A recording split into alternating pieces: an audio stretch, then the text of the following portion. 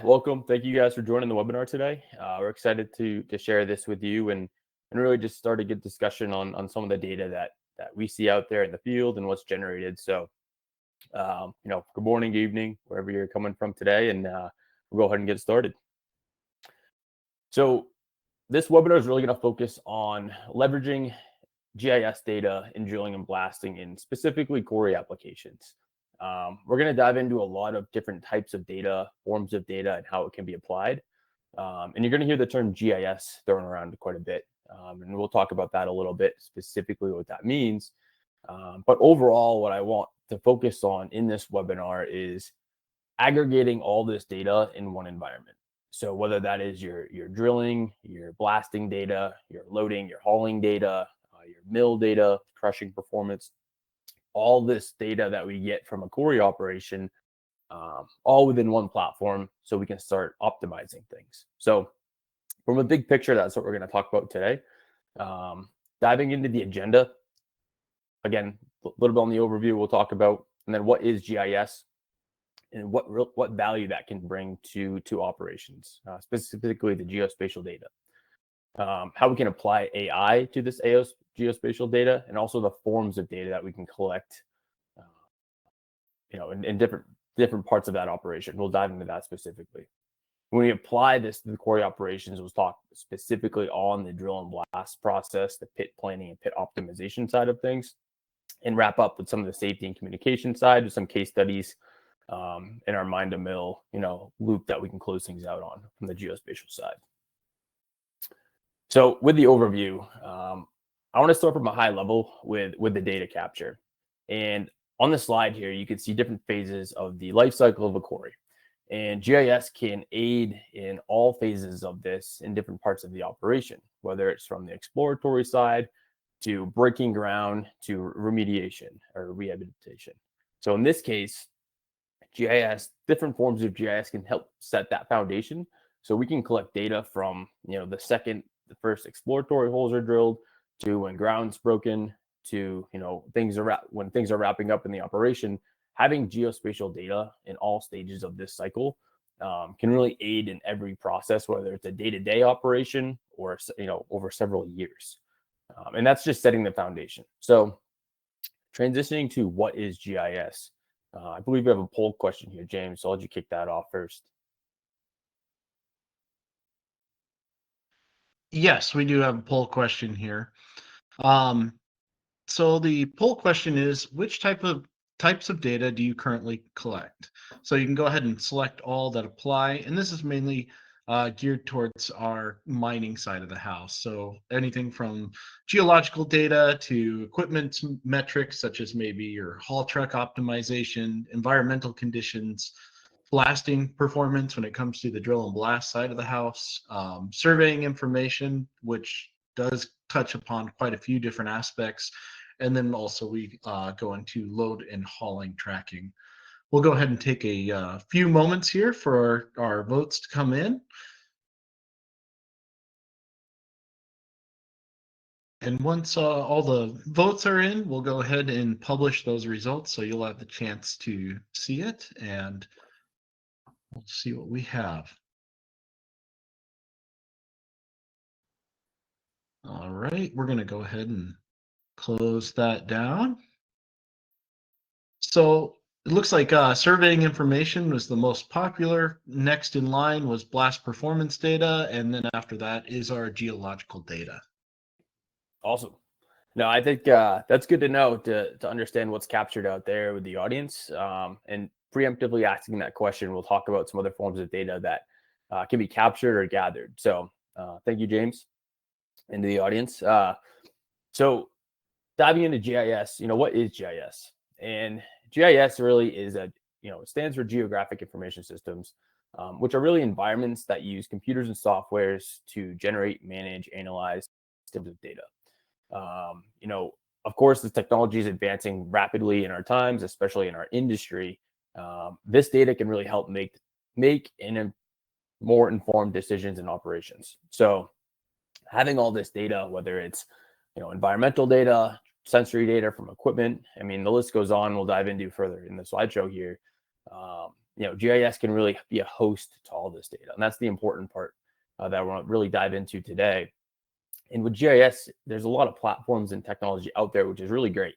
Esri is kind of the flagship GIS platform that a lot of people may have heard of or maybe even use, where it's recognized in industries from transportation to healthcare to mining to construction. All these industries rely on GIS in different ways, and we're really going to focus on the quarrying and in the mining side of it today, and how we can collect our own data in that aggregation of a platform, which we'll talk about in Strayos.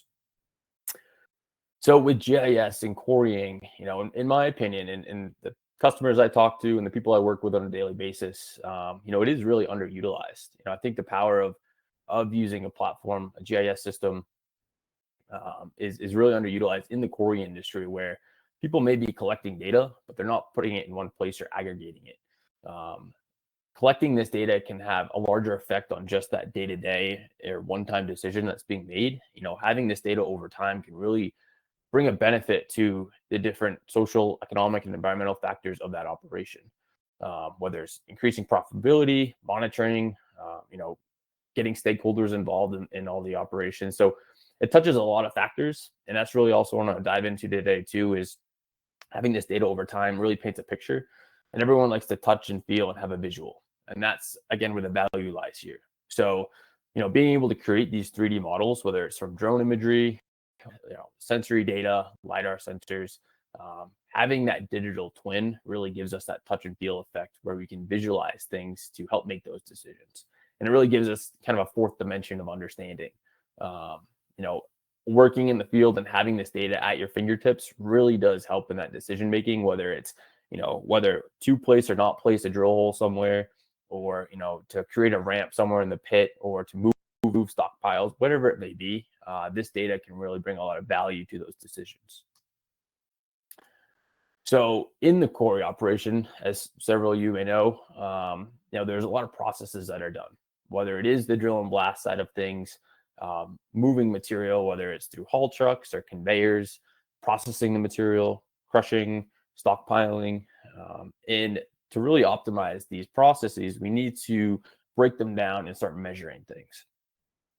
It can really start at the beginning at drill and blast, or maybe stripping overburden, or on the post mill side of stockpiling. Every process needs to be measured to be managed. So overall, having the goal to lower the costs per ton or yield per ton, being able to measure and capture this data in each process is critical. And you'll see an example here talking about the drill and blast side of things, and where we can tie in AI as well, is, if you're looking to maybe improve the fragmentation, whether that's reducing fines or oversize, you really need to start measuring to create a baseline. So whether that's conducting a digital drill design, understanding where those holes were placed exactly, in what geology, what products were loaded in those holes, how that shot was timed, and then measuring that post blast to measure the performance, the movement, the fragmentation of that blast. It may seem like a lot of data, but this is very easy to capture nowadays and measure. Really, with a click of a mouse, you can have this and start learning from those. And that's where the AI comes into play to help optimize that process. So the geospatial side of the data here is of course, the drone data, the drill and blast design data, and then the GIS hosts this data and throw it in AI in there and start learning from itself. So it's a really plug and play formula that we can use here to really start fine tuning these operations. So in this case, every pixel counts, right? So there's a lot of forms of data we're going to talk about here. You can see a lot of images on the right. We'll kind of dive into each one throughout this presentation.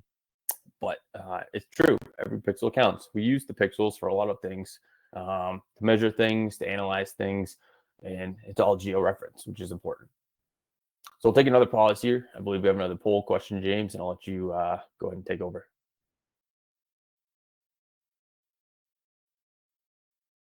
Perfect. Thank you. So this one is, what technologies are you currently using for operational planning?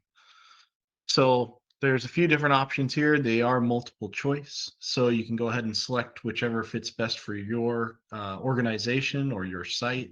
So it's ranging from traditional mapping to GPS tracking to GIS platforms, drone surveying, AI, machine learning tools, or none of the above. I hope everybody at least has something that they're working with out there, but you never know. We'll go ahead and give a few moments for that poll to go through, and then we will share those results.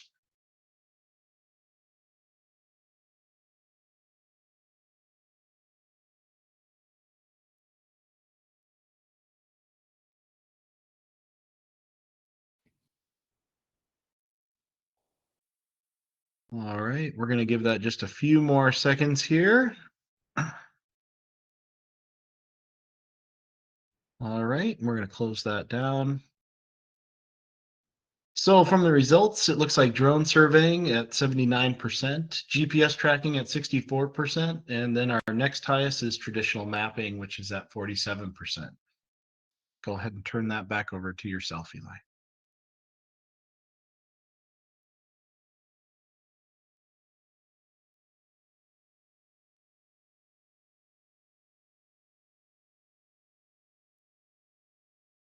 Looks like we might have an issue with Eli. We're going to see if we can get him back on here.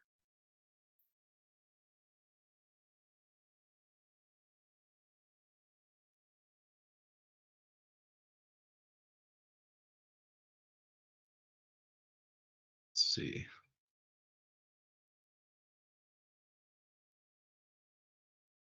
All right, Eli, looks like you're back.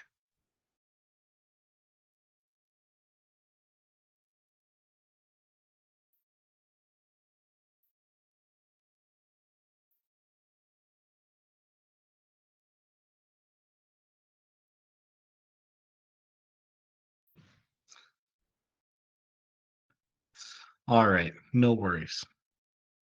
We will run here with it.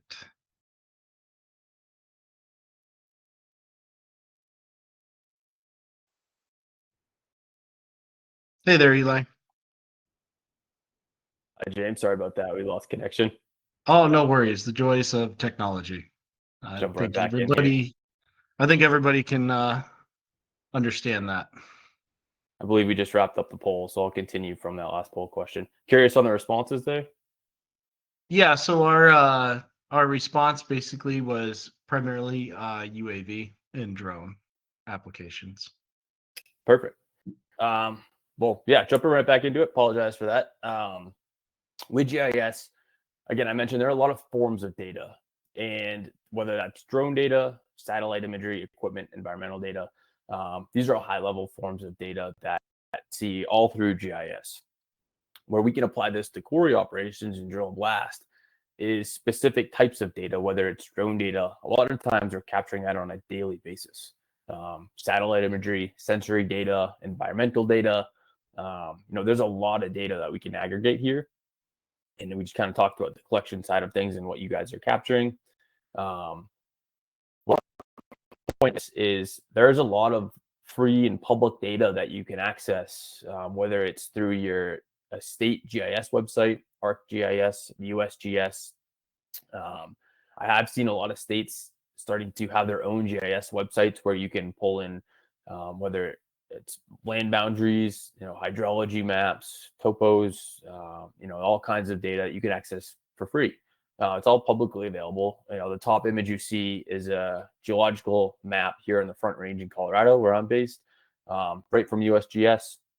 Again, this is a large scale. This isn't going to be necessarily as fine-tuned as like a block model of your site, but this is good data to have and reference, especially if you're in an area where there's a lot of varied geology.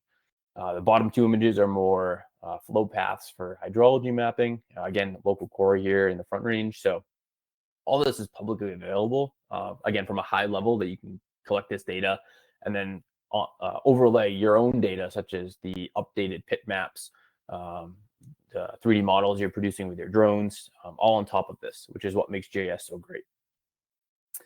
So talking about that data capture a little bit, with the drones as being one of the most popular tools used out there, is how do we collect this data properly and accurately? And one of the biggest things I like to stress is when you are mapping a large area, the drones out there nowadays can really do a great job of this through autonomous flight planning. Whether that's using a fixed wing drone or a multi-rotor drone, the technology out there is great to capture high quality images that produce really accurate 3D models. Um, Being able to configure that flight path for the train as well. Train following is a great function that I think the DJI Mavic Enterprise does a really, really good job with. And then you are able to replicate this flight path for each flight within that pit.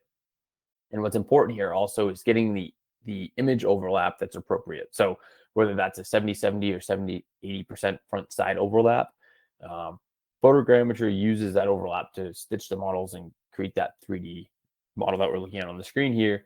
And there's something here called GSD, which is ground sampling distance as well. That's important. And I always really like to point out getting that GSD below 2 centimeters per pixel is important to get the best results, especially when you're applying a lot of AI to the models. So just a hint there for those of you who are capturing drone data, and also using ground control. So ground control points, again, it's really the standard way of georeferencing and really getting those models to come into place accurately. And placement of that is critical. You see the image on the left where the perimeter was captured here, but not necessarily the middle of the flight area. You want to have even coverage of those GCPs across your site. Putting them just on the perimeter, sometimes you risk not getting enough images of those GCPs on the perimeter. So it's important to make sure you encompass the flight area and within the perimeter of that flight area, whether you're placing out targets or painting a mark as you see in the image there, and collecting that with a GNSS receiver. So with the data capture side, you might hear PPK and RTK workflows as well. And not to dive too much into the specifics here, but they are alternatives to really capturing accurate data depending on the drone that you're using. PPK standing for post-process kinematic, RTK standing for real-time kinematic. And really the difference is PPK is happening in the processing of the images, where RTK is occurring while that drone is flying. RTK is receiving corrections while that drone is in the air, while PPK, we're applying those corrections afterwards. And some other tools might be needed with this, whether it's the PPK software, again, a GNSS base station, a real RTK, you need the RTK equipped drone with maybe another base station, whether it's a network base station or your own base station. So just two other ways to really collect that data accurately. Again, depending on the drone you're using, feel free to reach out to me with more questions on this. I'd be happy to dive into more depth. So we're going to apply this to Core operations and talk about how we can apply that to Core operations. And James, do you want to just do a poll here or wait for the next one? No, I think that'll be just fine. We actually have a question that goes with this perfectly, in my opinion. So how do you prioritize improvements to your Core operation? See, look at that, how it lines up. Perfect. So this will be a good run into that, and then we can explore some of the ways that we use that. So cost reductions, safety enhancements, environmental sustainability, production efficiency, or technological innovation are options out there. So please feel free to go ahead and cast your vote for the one that is your highest priority that's usually looked at in operations. We'll give that a few moments here for everyone to be able to cast their vote.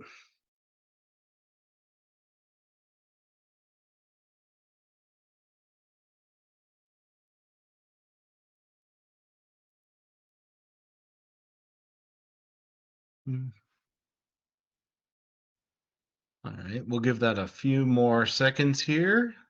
So if you haven't, now's your chance to get in your vote. All right, we're going to go ahead and close that down. So as far as our results, production efficiency is the highest at 54%, and our next is safety enhancement at 25%. Awesome. No, that's all great information. Cool. Well, we'll dive into applying this data to the Core operation specifically. And the images I have on the screen here really paint a picture from specifically drill and blast, the design process, post-blast data to feeding a GIS engine. So you can see on the design data side, we can take those whole locations, the design parameters of the shot, how it's loaded, timed, burden maps, and then looking at post-blast data of fragmentation, backbreak, muck pile movement. And then what we can do is over time, this might be daily capture, is maybe monthly or quarterly or yearly. We can look back and see like all our hole positions on one map, all the blasts that we did that 1 year maybe, and how that lines up maybe with our overall pit plan. So it's really aggregating all that data into one place to either look back and learn from, optimize and improve, or make those critical decisions moving forward of the pit progress itself. So specifically with that design data, I talked about the pattern, the hole loads, timing, any geological data you might have, whether it's MWD data from a drill, or maybe it's block model data.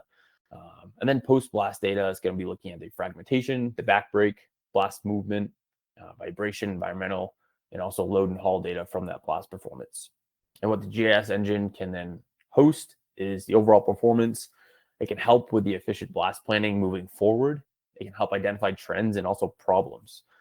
It'll keep your records up to date. I think that's also very important. So more layers, more data, anything you can throw in there is really going to enhance this process. For anything like me, more layers in that sandwich make it that much better. So it's a good analogy there. I like to say for GIS engines, and that goes with pit planning as well. Survey data, whether you're capturing, again, using drones, whether it's photogrammetry or LiDAR, applying a layer of analytics on top of that, so we can start looking at our haul roads specifically or any sort of geological mapping, and that feeds the GIS engine. So overall, painting the picture for pit development.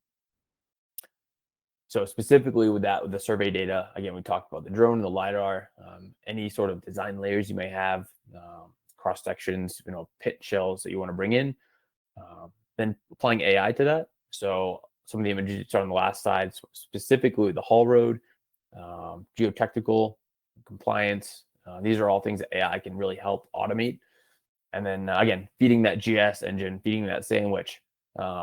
Overall performance, really helping with the pit planning, identifying trends and problems is critical, and keeping records up to date. So let me make sure we're there. Perfect. So when we start talking about pit planning, I broke it into 3 stages here, from short range, mid range, and long range. And these timeframes can vary per operation. I like keeping that short range less than a year, that mid range 1 to 3, and that long range usually greater than 3, sometimes maybe greater than 5 in some cases. So what GIS can help with is by having that day-to-day data collection, whether it's the DMB data, production tonnage, overburden quantities. There's a long list of data that we can collect on a daily basis. Aggregating that over time can really help in this planning side of things. So being able to help feed that schedule too. So whether you're forecasting, you need another haul truck, loader, excavator, being able to plan ahead and stay ahead. I know that's always something where we fall back behind, and sometimes it's always chasing the overburdens, the stripping to get to the rock, or not having enough rock on the ground. So being able to stay ahead and plan, GIS can help us with that. Now it can help us with that with the different forms of data. So on the planning side of things, whether we do have a design pit shell, maybe we have a design ramp that we're putting in. You can see some images of block models down there. So having this data overlaid to our 3D models on top of our drill and blast data can really help in the pit planning side of things. And you'll see a video here next that's going to kind of show a little bit of the Strayos platform and how we can upload those forms of data, whether they're design shells, block models, all geo-referenced. So all this data is in one platform. We can visualize it all 2D, 3D, touch it, feel it, and apply different layers on top. Again, whether that is, let's say, the post-blast performance of that northeast section of the pit, or maybe we're looking at the high wall compliance on the south end of the pit. All these forms of data can come into one place and allows us to visualize that, overlay several different forms to really help with the analysis. So I talked about the ramp, for example, right? As basic as it can be, this can save us a lot of time on the planning side. So for example, if you're looking to lower that pit level down, being able to overlay that design ramp and design your pattern to that ramp, it can save a ton of time to ensure that your holes are drilled to the proper depth, grade. You're really following the lines of that design to a T, so your ramp comes out as designed. So GIS can act as a host for doing things like this. This is an example of a customer working with Strayos, where we can easily overlay that ramp design to properly design our holes so they can drop their pit floor to another level safely. Now, another video more looking at the block model and the pit design side of things, being able to overlay that data and plan and forecast accordingly based on that geological data.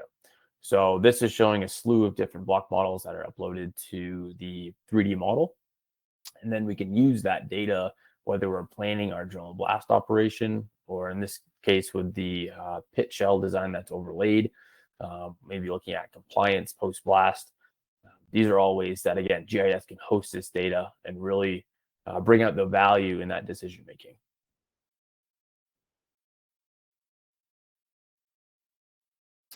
So on the pit optimization side, as I mentioned before, there are a lot of stages and processes in the quarry operation.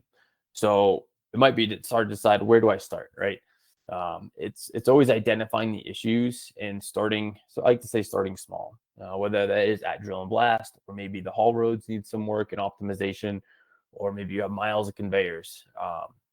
Understanding the pinpoints, or the pain points, I should say, and starting to collect the data to measure, establish that baseline, and really start being able to apply these metrics to those processes and make the improvements. So it's a scientific approach, but when you break it down and you start measuring and collecting the data and aggregating that data, it really makes the job a lot more clear and really easier in the long term. Again, GIS is hosting this data, and it's very powerful when it's fed with different forms of data. So again, whether you are starting at the drill and blast or you're looking at the mill side, it can really encompass all of that. So we're going to dive into safety and communication. Forgive me, James, do you want to do one more poll here, or wait till we have this is our last poll that we have. So, and then our last part will be our question and answer at the very end. So we'll go ahead and start this last poll here for everyone. So it's what are your key decision-making drivers for potential technology investments? And please feel free to select all that apply. It could be for you, it could be for your site, it could be based upon your manager's expectations, it could be what corporate might be putting out as a directive. Really, it's going to be what you've experienced, what you're seeing in industry, what you are seeing at your site. Our choices: cost savings, improved safety metrics, operational efficiency, regulatory compliance, and environmental responsibility. So we'll go ahead and give that a few seconds for everyone to go ahead and cast their votes, and then we will publish the results here.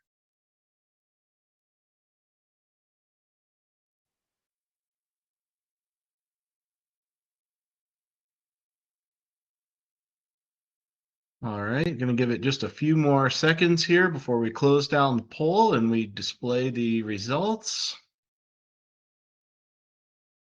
All right, we're going to close the poll. So it looks like operational efficiency was our highest at 87%, and our next is cost savings, which is right behind it at 78%. Awesome. Now that's kind of what I was expecting, so that's good to hear. So I think with that being said, the safety and communication ties in well with the operational efficiency. I want to both terms, safety and communication, are critical here that I want to lean on quite a bit. So what we've talked about so far is, how do we collect that data, what forms of data, and how we can apply it specifically to drill and blast or pit planning.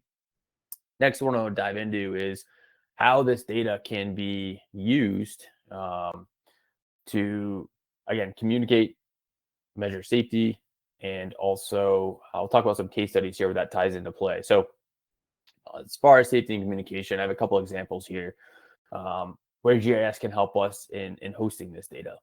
And when I talk about measuring safety or accounting for safety, daily measures such as highwall inspections, right? Highwall inspections are critical for blasters to do on a daily basis, mining engineers, quarry engineers, to just give a visual aid to what's going on in the pit, whether it's through freeze-thaw cycles or heavy precipitation events. Being able to identify hazards and the near misses is critical. Whether it's in the bottom left image, being able to, hey, say I went out there and and inspected the sidewall. I see potential slip area on the face. Mark that. You have a time on it, coordinate. That's georeference data. That's important, communicating that hazard to us. Opening it up to other teams where they can also view this data, whether it's distances to overhead lines or utilities that are near the pit, or creating boundaries for vegetation sensitive areas or areas edge of cut. All these sorts of boundaries and just communicating these areas of avoidance can bring a lot of value. So what that is, again, high wall inspections, maybe it's geological anomalies that you want to mark in the pit, environmentally sensitive areas, maybe it's wetlands or utilities. I know is a big one, especially in more urban areas where you might have neighboring homes, gas lines, power lines, whatever it may be. Being able to monitor those and measure those distances as the pit progresses and blasting encroaches those distances is important. So on the safety side, I want to dive into an example of high wall mapping. With the high wall mapping, it's, again, a lot of tools have come out where it makes it very easy to do this and capture very detailed maps of our high walls for not only just monitoring, but also measuring some of the geotechnical properties, such as, in this case, we can apply the Strayos rock mass AI to measure the joints, the seams, the facets in the rock face, again, which geotechnical engineers can take for further analysis. So what I want to talk about a little bit is more of a case study where this was a near miss, essentially, where there's a high wall failure. So this is going to talk about a bench where there was a failure. The site had a known fault line where you can see the circle on the bottom of the image there showing the upper bench of the quarry, where that slip is visible, but to the passing blaster, it might not really translate to the bench below at first glance, especially if you have a mucked in face at the bottom. But looking back after the fact, you can see there were some signs of what's about to happen. The backstory behind this bench was it was a long bench that was divided into two sections. So you can see on the image on the left of there was an existing shot that was blasted, left an open end, and then the next shot was going to be drilled and shot, where you can see the image of the bench, the lower bench on the image. What happened here was the high wall failed, and it failed right along that fault line, resulting in a pretty severe plane pointing right at a house that was roughly 900 feet away. This happened while the shot was being drilled. Luckily, it happened overnight, so there was no one on the face or in the pit at the time. And this actually happened right after an engineer bore tracked that face. So again, a lot of hazards could have been something that actually occurred. Luckily, they were, I would consider them more near misses in this case. No one was on the bench. But essentially, being able to measure and account for these areas of potential failure is critical. So this is an image before the failure, and we're going to look at an image after the failure. So you can see it broke very cleanly on that fault line. And luckily, again, it happened. No one was on the face, and there was no injury here. Luckily, the contractor had a lot of hammers for secondary breakage. You can see a lot of the oversized there is already broken up. This was taken several days after. This is a drone model that we're looking at. And where GIS and having this digital design and all this data really helped to remediate this process is being able to look back on the records and see where those holes were placed before the failure, and help remediate and mitigate the occurrence of drilling into an existing borehole. So in this case, actually, we could identify from the 3D model those existing boreholes on the slip plane and help identify where to drill new holes to help successfully initiate this blast. So in combination of having the drone model, the existing drill design, the bore track data, and for those of you who are unfamiliar, bore tracking is tracking the movement subsurface with a sensor. Having all that data and being able to look back on it and help remediate this really saved a lot of time and really helped the shot initiate successfully. So wrapping up on the high wall mapping side, being able to measure, detect, and really call out those areas of concern, that was a step that was missed here, and you can see the result of it. But even then, having the data to look back on and help remediate that process can really bring a lot of value and save a lot of time and communicate, all these issues to operational teams. So just a good example I like to share there. Diving more into the mine and mill side of things now, I want to start talking about how we can really close that loop. So we talked about collecting the data, measuring data, specifically on the blasting side, right? And how we can start closing that loop is really measuring the mill performance. So again, we can measure the post-blast fragmentation, whether it's from the drone or maybe your smartphone. But how do we understand how the crusher is performing based on that shot and what location the pit that shot is coming from? So in this case, closing the loop, especially with the Strayos system here, is being able to correlate that blast design, the shot performance to the crusher performance. And we can do that via GPS trucks, GPS-enabled trucks, I should say, having the drill design and company for it in the platform. And again, having that data together can really help us optimize. So with this being said, being able to identify pain points. So whether it's a KPI for, let's say, fragmentation, right? Being able to correlate the size distribution of your blast to how the crusher is performing. And we can tie that together, again, with the fleet management side as well. So looking at the fuel consumption, tire pressures through the haul road, if you have a long route of haul roads or a lot of haul trucks performing that route. This is all forms of data that can really help us find those pinch points and optimize that process, whether it's adjusting the crusher gap or trying to adjust that throughput to get that throughput to where we want it to be. Again, the goal is to improve that cost per ton or yield per ton. So any forms of data we can use to get there is going to be critical. We really tie this together with the mine to mill analysis. So being able to measure what's happening at the crusher and correlating that back to the blast pattern. So in this case, being able to correlate, hey, we had better fragmentation in this section of the shot versus poor performance on this other side of the shot, and why that is. Maybe holes were loaded too hot. Maybe they weren't loaded enough. Maybe you had poor geology there. This is where GIS comes into play, where we can correlate the geological data to our 3D models, to our blast data, to the pit or the plant performance as well. So again, it's all the layers that we're talking about here can really help in the overall picture. So this last part is a case study that we recently published. I would encourage you all to check out, and we can share the link. It's published on LinkedIn. And it's really talking about how a Pennsylvania quarry, close customer of ours, really had a great savings, well over $75,000 in 6 months from doing this analysis and being able to look at their D&B design, and really fine-tune things to measure that blast movement, improve their layouts, and overall just gain efficiency in their operation. So you can see some points here from that case study with the results.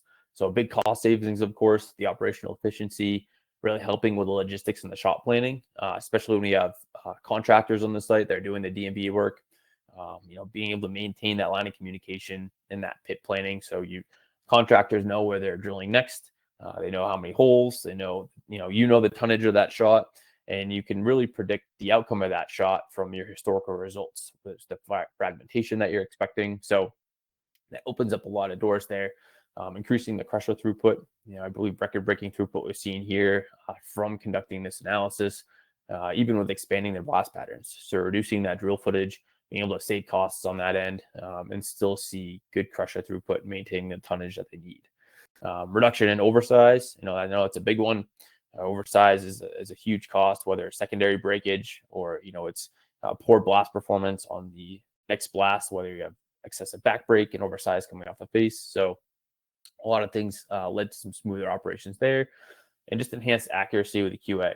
So being able to have these tools to do better design, moving from, let's say, manual profiles to 3D profiles with a drone. So eliminating someone out on the floor doing profiles was a big topic here. So a lot of points here. Again, the case studies out there, I encourage you guys to take a look at it. I think these are very, very basic steps that we can help with, and we've seen a lot of operations succeed in doing when they start looking at the big picture and collecting the data and using that to move forward. So that wraps up the webinar here. I know we want to open up to some Q&A. So to wrap things up, I know we covered a lot today, and feel free to reach out to me with any additional questions or discussion topics. I'm very open to discussing with all of you on all of these topics here. So I just want to leave you with a couple points. Research the solutions out there. Working with Strayos, it's really a great platform that encompasses all this data in one location. And there's a lot of tools in that can really accomplish the steps that we looked at today. Identifying your operational pain points and areas of improvement. As again, there's a lot of processes in the quarry operation. Being able to break those down and identify, what needs to be improved specifically, and taking it step by step. And that's going to entail collecting the data and aggregating that data. So measuring post-blast data, for example, to understand the movement, fragmentation of that blast. We need to establish that baseline. If it can't be measured, it can't be managed. So again, thank you. You can see my LinkedIn QR code there. Again, reach out to me with any questions. And James, I'll turn it over to you for the Q&A. All right, perfect. Yes, if you do have any questions, there's the Q&A tab. You can go ahead and click on that, submit your questions. We do have a few questions in here, Eli, so we'll go ahead and jump into those.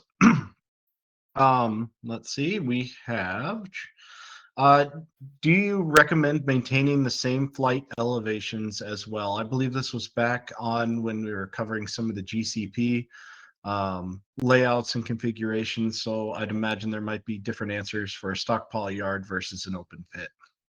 Yeah, that's a great question. And I'll say it really depends on the flight plan itself. So a couple things there. I'll tackle this quickly in 3 different scenarios. One being, let's say, an overall pit flight. So let's say if you want to conduct an overall pit flight every month, maybe once a year, whatever the frequency may be, I would say in that case there, for the use of that pit flight, whether it's for an updated topo or maybe it's just to generate an updated image, you can maintain that same elevation. I would say just make sure what the results or the deliverables you're looking to achieve from that flight can be matched from that flight elevation. So I'll talk about GSD a little bit, ground sampling distance.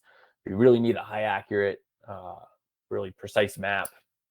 Maintaining a low GSD in that flight plan time over time will be important, versus if you're just looking to get an updated picture of that map just for visual purposes, you could probably fly a little bit higher as you don't need that lower GSD. So to answer the question, I would say yes, maintain that. Just keep in mind the deliverables that are needed for the pit flyover. For maybe drill and blast, if you're just flying a bench, we have a couple SOPs that we can share for flying a bench manually specifically. And yes, that would entail maintaining that same flight elevation. Of course, that's going to be relative as every bench is a little bit different with the terrain. But again, I would say maintain that similar flight elevation depending on the bench. And same on the stockpile side. Again, every site's a little bit different, and depending on the deliverables you need, I would say maintaining that would be a good thing to do across the board. And I will say a lot of the drones out there today, I know I called on the DJI, M3E.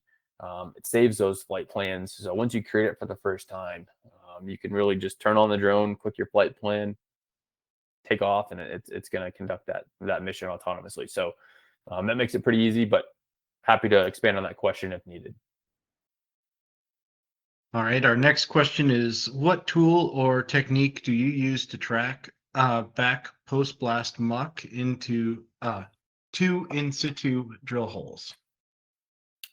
So Strayos, as long as I think I understood that question properly, Strayos has a couple tools where it can measure back break from the existing back row to the newly formed face. It's a great tool. You can measure distance and also volume. So being able to, again, having the geospatial side of the data here, overlay your post-blast data set to your drill holes in the same model can give you a really good visual, and also start measuring that back break, whether it's surface cracks or it's actually material that is broken back and fallen off the wall. We have a lot of tools that can really help with that and quantify it, I think, which is important. Again, if it can't be measured, it can be managed. So with back break, being able to understand maybe how you loaded that hole differently, or how the pattern was different, how that affected the high wall after the blast is critical to measure. So there's some tools in Strayos there. And again, happy to share to whoever's asking. All right. And next question. I am a corporate mine engineer. Can the layers and sites be shared easily with the site and corporate management? They can. So what's great with Strayos is once that data is uploaded to the site, um, Strayos being a cloud-based platform, anyone with a login and access to the site can log in and view that. So it makes it really streamlined. The visualizations and the data, it streamlines that process to anyone in the operation that wants to view it. So again, once it's in there, it's saved, it's managed, it's hosted in the cloud. So you can look back on, 3 years ago of data, or, yesterday's data, and be able to see that in one place. Perfect. And then the last one, which might have been touched on a little bit already with some of the flight, but just to make sure we address it specifically, what is the best height for flying a post blast for fragmentation? Great question. Depending on, again, terrain, environmental constraints, I would say if you can get the drone anywhere between 50 and 100 feet, I know that's a decent range. So we're talking, 20 to 30 meters or so, is ideal. And that's going to also be dependent on the payload of the drone. So in most cases, I'm mentioning this with a quadcopter. Again, I keep mentioning the DJI Mavic or the Phantoms that are very popular in the industry. That's going to be suitable for a drone like that. However, if you're using maybe a fixed wing or a better camera payload, especially with the better cameras, you might be able to go a little bit higher and maintain that GSD. But what's important is flying, I would say, at a slow pace and having good overlap of the images. As with fragmentation analysis, we're detecting the rock contour and measuring that. So as you can imagine, blurry images, there's a lot of constraints that can play into that if the data isn't captured well, one of them being the flight altitude. So I would say ideally, with the quadcopters we see out there, 50 to 100 feet is suitable. Again, it's going to be dependent on the payload of the camera. So overall, the GSD is what we want to focus on. It's that ground sampling distance. Whether you're flying manually or autonomously, getting that GSD below 2 centimeters will be especially important with the fragmentation analysis. Awesome. What opportunities are there to incorporate enterprise GIS services into Strayos? And what opportunities are there to automate Strayos data into existing enterprise GIS? Great question. So Strayos has some APIs that can be used to help push and pull data from platform to platform. Totally open to discussing more with this whoever asked the question, because we're always open to collaborating with more softwares. Right now, Strayos has a lot of exports, whether it's tiled layers, DSMs, DTMs, point clouds. I mean, there's a long list of exports that we can pull from Strayos and bring into a GIS platform, whether it's a ArcGIS or QGIS. So that can be very valuable to users that maybe have their own GIS platform they use. But I would say that the API integration is one route of doing that, but definitely whoever's asking the question, reach out to me and I'd love to talk further on that. Yeah, and Eli, we can also reach out to them as well. Perfect. So we'll do that both. That looks like it's it for questions right now. If you do have any other questions that do come up, please feel free to contact Elijah or, of course, us at Strayos, and we would be happy to answer those for you. We do thank you for taking the time today to join us for the webinar, and this will conclude the webinar. We will have the recording sent out in the next 3 to 4 days. Thank you very much for your time and attendance. Thank you.